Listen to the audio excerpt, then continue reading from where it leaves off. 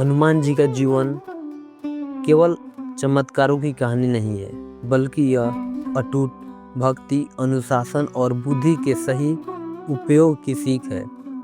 जब हनुमान जी थोड़े बड़े हुए तो वे ज्ञान प्राप्त करने के लिए व्याकुल थे।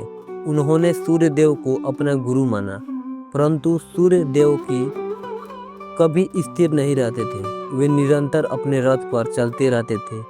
हनुमान जी ने अपनी शक्ति के बल पर सूर्य देव के साथ साथ आकाश में उड़ते हुए अपनी शिक्षा ग्रहण की। कहा जाता है कि हनुमान जी ने मात्र कुछ ही दिनों में समस्त वेदों और शास्त्रों का ज्ञान प्राप्त कर लिया था।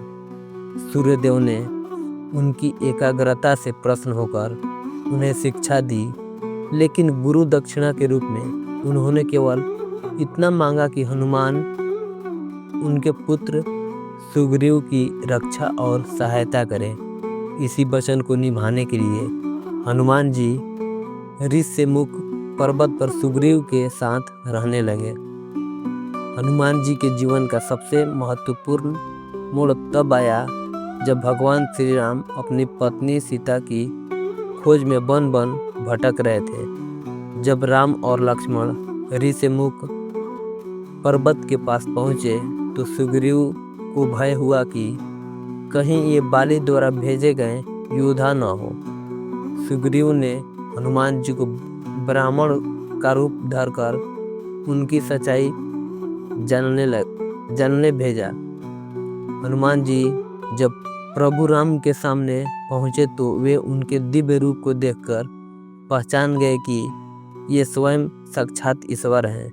उन्होंने राम जी के चरण पकड़ लिए। यहीं से हनुमान जी के साथ जीवन का एकमात्र लक्ष्य निर्धारित हो गया, राम काज। सीता माता की खोज के दौरान जब वानर सेना समुद्र तट पर पहुंची तो विशाल समुद्र को पार करना असंभव लग रहा था।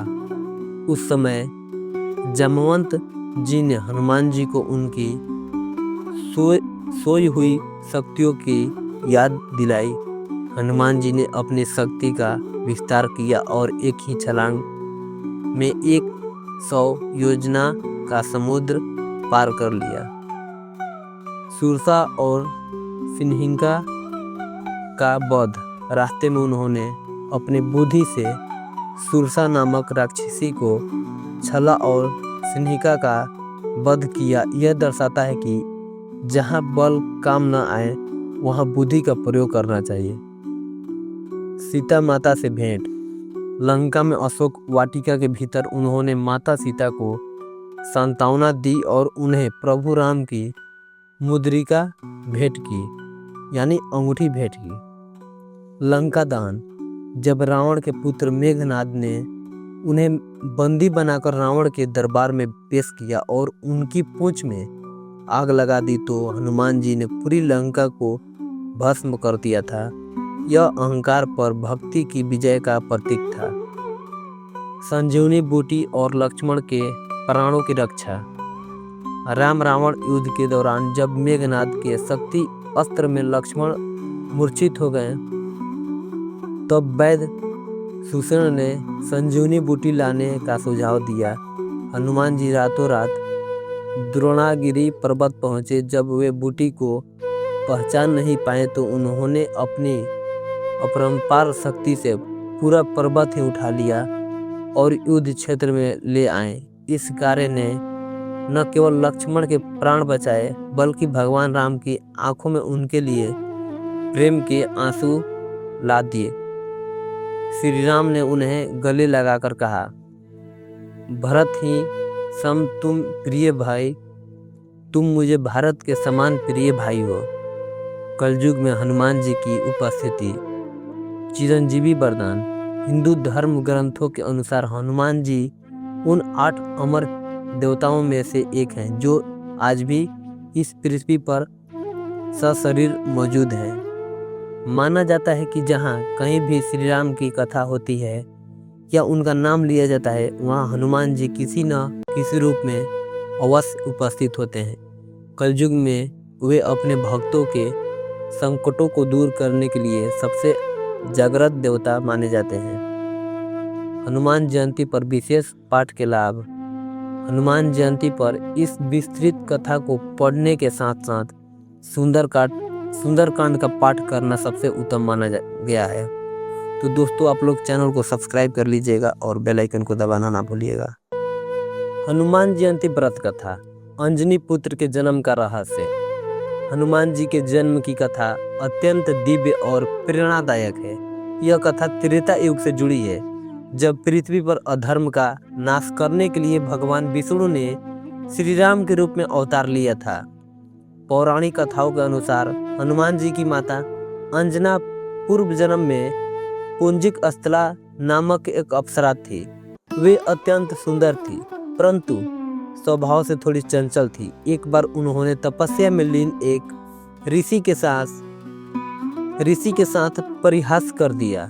क्रोधित होकर ऋषि ने उन्हें श्राप दिया कि वे पृथ्वी पर एक बानर मुख वाली स्त्री के रूप में जन्म लेंगी। जब पुंजिक स्थला ने क्षमा मांगी तो ऋषि ने दया दिखाते हुए कहा कि उनका बानर रूप केवल तभी दिखाई देगा जब वे किसी से प्रेम करेंगे और उनके गर्भ से एक ऐसे पुत्र का जन्म होगा जो साक्षात शिव का अवतार होगा और जिसका यश युगों युगों तक गाया जाएगा। राजा केसरी और अंजनी की तपस्या। अपने श्राप के कारण पुंजिक स्थला ने पृथ्वी पर बानर राज कुंजर की पुत्री अंजना के रूप में जन्म लिया। उनका विवाह बानर राज केसरी से हुआ। लंबे समय तक संतान न होने के कारण माता अंजनी बहुत दुखी रहती थी। तब मतंग ऋषि के सुझाव पर उन्होंने पुत्र प्राप्ति के लिए भगवान शिव की कठोर तपस्या शुरू की। अंजनी ने कई वर्षों तक केवल वायु का भक्षण किया और भगवान शिव के अति बल रूप का ध्यान किया। उनकी भक्ति से प्रसन्न होकर भगवान शिव ने उन्हें पुत्र रत्न प्राप्ति का वरदान दिया। शिव के अंश और वायुदेव की भूमिका। उसी समय अयोध्या के राजा दशरथ अपनी रानियों को संतान प्राप्ति के लिए पुत्र का मेष्टि यज्ञ करवा रहे थे। यज्ञ संपन्न होने पर अग्निदेव ने राजा दशरथ को एक दिव्य खीर का पात्र दिया, जिसे तीनों रानियों में बांटना था। दैवीय विधान के अनुसार उस खीर का एक छोटा सा अंश एक चील झपट ले गई। वह चील उड़ती हुई उस स्थान के ऊपर से गुजरी जहां माता अंजनी तपस्या कर रही थी। भगवान शिव की प्रेरणा से वायुदेव ने उस खीर के अंश को अंजनी के खुले हुए हाथों में गिरा दिया। अंजनी ने इसे भगवान का प्रसाद समझकर ग्रहण कर लिया। चैत्र मास की पूर्णिमा के दिन चित्रा नक्षत्र और मेष लगन में माता अंजनी के गर्भ से भगवान शिव के 11वें रुद्र अवतार ने जन्म लिया। चूंकि उन्हें वायुदेव के माध्यम से प्रसाद प्राप्त हुआ था, इसलिए उन्हें पवन पुत्र कहा गया। जन्म लेते ही बालक हनुमान में अद्भुत शक्तियाँ थी। उनके शरीर का रंग सुवर्ण के समान था और वे अत्यंत ओजस्वी थे। हनुमान जी के बचपन की एक कथा बहुत प्रचलित है। जन्म के कुछ समय बाद ही उन्हें तीव्र भूख लगी। उन्होंने आकाश में चमकते हुए लाल सूर्य को देखा और उसे एक मीठा फल समझकर खाने के लिए छलांग लगा दी। वे पवन वेग से सूर्य की ओर बढ़े। उसी दिन राहु भी सूर्य को ग्रास बनाने आया था, लेकिन हनुमान जी को देखकर वह डरकर भाग गया और इंद्रदेव से सहायता मांगी। इंद्र ने क्रोध में आकर बालक हनुमान पर अपने अस्त्र वज्र से प्रहार किया। वज्र के प्रहार से हनुमान जी की ठुड्डी टूट गई और वे मूर्छित होकर पृथ्वी पर गिर पड़े। अपने पुत्र की यह दशा देखकर पवन देव अत्यंत क्रोधित हो गए और उन्होंने संसार की वायु का प्रवाह रोक दिया। समस्त सृष्टि में हाहाकार मच गया। तब ब्रह्मा जी और सभी देवताओं ने पवन देव को शांत किया और बालक को पुनः जीवित कर उन्हें अमोघ शक्तियां प्रदान की। इंद्रदेव वरदान दिया कि इनका शरीर ब्रज जैसा कठोर होगा, इसलिए वे बजरंग बली कहलाए। ब्रह्मा जी ने उन्हें चिरंजीवी होने का वरदान दिया। ठुड्डी टूटने के कारण ही उनका नाम हनुमान पड़ा। हनुमान जयंती व्रत का महत्व और विधि। हनुमान जयंती का व्रत करने से भक्तों के जीवन में सभी संकट दूर हो जाते हैं। हनुमान जी को संकट मोचन कहा जाता है क्योंकि वे अपने भक्तों के हर कष्ट को हर लेते हैं। व्रत विधि। शुद्धिकरण। प्रातःकाल स्नान के बाद लाल रंग के वस्त्र धारण करें। संकल्प। भगवान हनुमान की प्रतिमा या चित्र के सामने बैठकर व्रत का संकल्प लें। पूजन। हनुमान जी को सिंदूर, चमेली का तेल, लाल फूल और धूप दीप अर्पित करें। पाठ।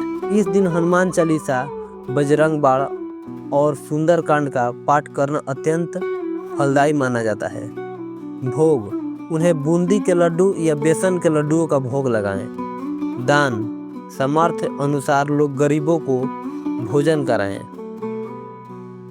हनुमान जयंती केवल एक त्योहार नहीं बल्कि आत्मबल और संपर्क को जगाने का अवसर है। हनुमान जी का चरित्र हमें सिखाता है कि अपार शक्ति होने के बावजूद व्यक्ति को विनम्र और सेवाभावी होना चाहिए। जो भक्त हनुमान जयंती पर सच्ची श्रद्धा से इस कथा का श्रवण या पठन करते हैं, उनके जीवन से शनि और राहु के दोष समाप्त हो जाते हैं और उन्हें बल, बुद्धि एवं विद्या की प्राप्ति होती है।